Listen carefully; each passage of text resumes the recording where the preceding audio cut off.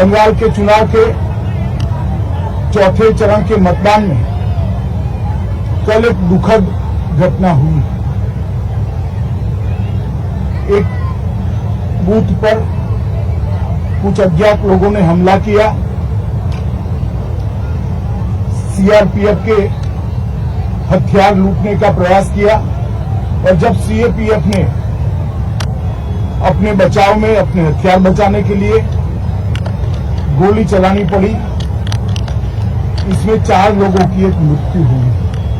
ये बहुत दुखद घटना है, मगर इससे ज्यादा दुखद जिस प्रकार से इस घटना को पॉलिटिसाइज किया जा रहा है वो है। मैंने ममता दीदी के स्टेटमेंट देखे हैं। उसी बूथ पर सुबह आनंद बर्मन का हत्या कर दिया गया,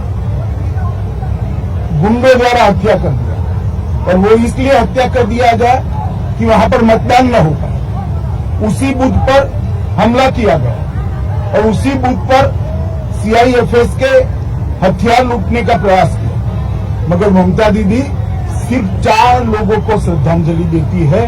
आनंद बर्मन की मौत की उनको नहीं पड़ी। मृत्यु में भी तुष्टीकरण और वोट की राजनीति, बंगाल की राजनीति को ममता दीदी ने कितना नीचे गिराया है, ये इसका एक उदाहरण है। आनंद बर्मन बढ़ गया, उसका भी हमें दुख है, और बाकी जो 4 लोग मर गए इसका भी दुख है। मृत्यु किसी की भी हो, वो राजनीति के परे होनी चाहिए, परंतु आनंद बर्मन पर न एक भी आंसू बहाया, न एक भी स्टेटमेंट किया, न आज तक उसके मृत्यु पर श्रद्धांजलि या दुख व्यक्त किया, क्योंकि आनंद बर्मन एक राजवंशी समाज का नवयुवा है। वो उनकी वोट बैंक के लिए अनुकूल नहीं था। इस प्रकार की राजनीति ये बंगाल का परंपरा नहीं है, बंगाल की संस्कृति नहीं है। और उसी शीतलकुची सीट पर ममता दीदी ने कुछ ही दिन पहले भाषण किया था कि सीआईएफएस सीएपीएफ वाले आए तो उनको घेर लो, उन पर हमला करो। मैं पूछना चाहता हूं ममता दीदी को, एक शार्प सवाल पूछना चाहता हूं कि क्या आपका वो भाषण वो 4 लोगों के मृत्यु के लिए जिम्मेदार नहीं है क्या? अगर आप वो भाषण न करती तो 4 युवा सीआरपीएफ पर हमला करने का हिम्मत करते क्या? आपने उनको उकसाकर एक गोलीबारी का कारण दिया है। मैं मानता हूं कि ममता दीदी के पास अभी भी समय है।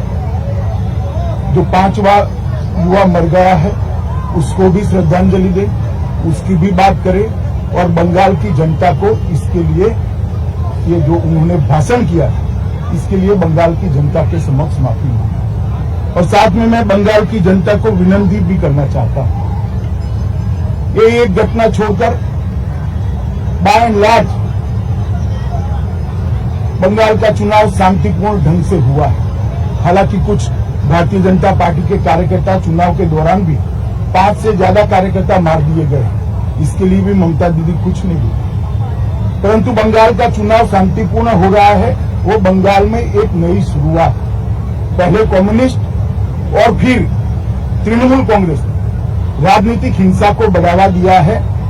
बंगाल इससे बाहर आ रहा है। बंगाल की जनता को मेरा करबद्ध निवेदन है, बाकी के 4 चुनाव में भी शांतिपूर्ण ढंग से लोकतंत्र के उत्सव को मनाएं, चुनाव करें, अपने पसंदीदा प्रत्याशी को जिताएं और बंगाल के अंदर शांतिपूर्ण चुनाव का एक नया इतिहास सर्जने का काम करें। साथ में मैं बंगाल की जनता को ये भी वादा करना चाहता हूं कि 2 मई के बाद जब भारतीय जनता पार्टी की सरकार यहां मोदी जी के नेतृत्व में बनेगी, ये चुनावी हिंसा, राजनीतिक हिंसा हमेशा के लिए बंगाल को छोड़कर चली जाएगी, क्योंकि राजनीति हिंसा करने वाले लोगों को आप निश्चित रूप से परास्त करने वाले हैं। मैं फिर से एक बार शांतिपूर्ण चुनाव के लिए सभी को अपील करता हूं, सभी दल के कार्यकर्ताओं को अपील करता हूं कि चुनाव आयोग के बनाए हुए नीति नियमों के अनुसार हम चले, इसका पालन करें और चुनाव को शांति से रखें। इस घटना को पॉलिटिसाइज किया जा रहा है वो है।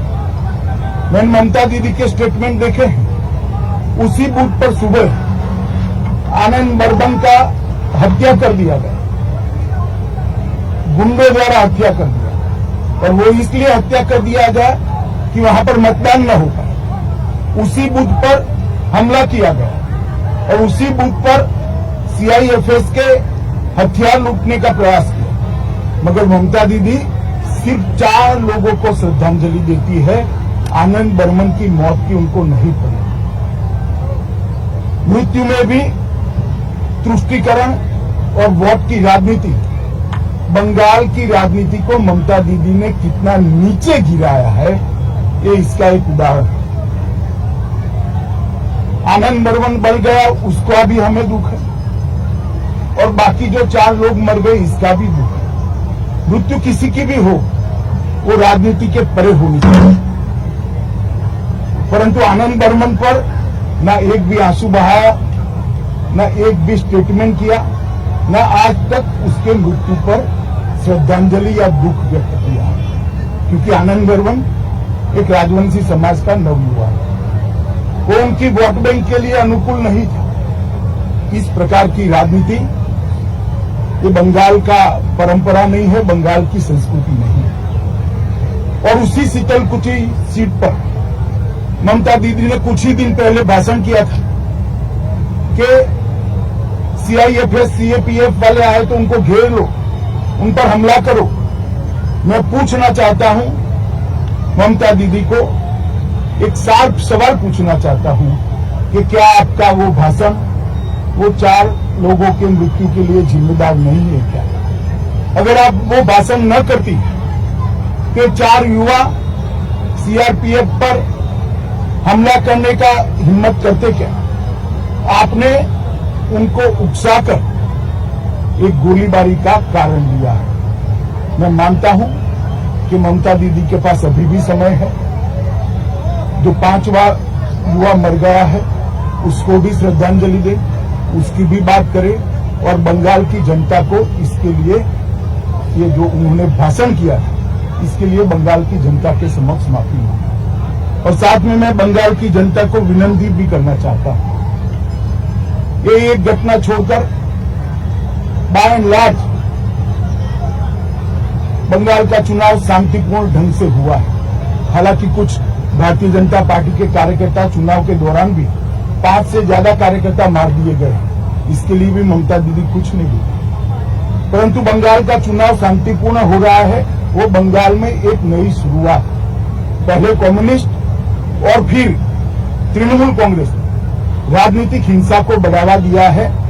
बंगाल इससे बाहर आ रहा है। बंगाल की जनता को मेरा करबद्ध निवेदन है, बाकी के 4 चुनाव में भी शांतिपूर्ण ढंग से लोकतंत्र के उत्सव को मनाएं, चुनाव करें, अपने पसंदीदा प्रत्याशी को जिताएं और बंगाल के अंदर शांतिपूर्ण चुनाव का एक नया इतिहास सर्जने का काम करें। साथ में मैं बंगाल की जनता को ये भी वादा करना चाहता हूं कि 2 मई के बाद जब भारतीय जनता पार्टी की सरकार यहां मोदी जी के नेतृत्व में बनेगी, ये चुनावी हिंसा, राजनीतिक हिंसा हमेशा के लिए बंगाल को छोड़कर चली जाएगी, क्योंकि राजनीति हिंसा करने वाले लोगों को आप निश्चित रूप से परास्त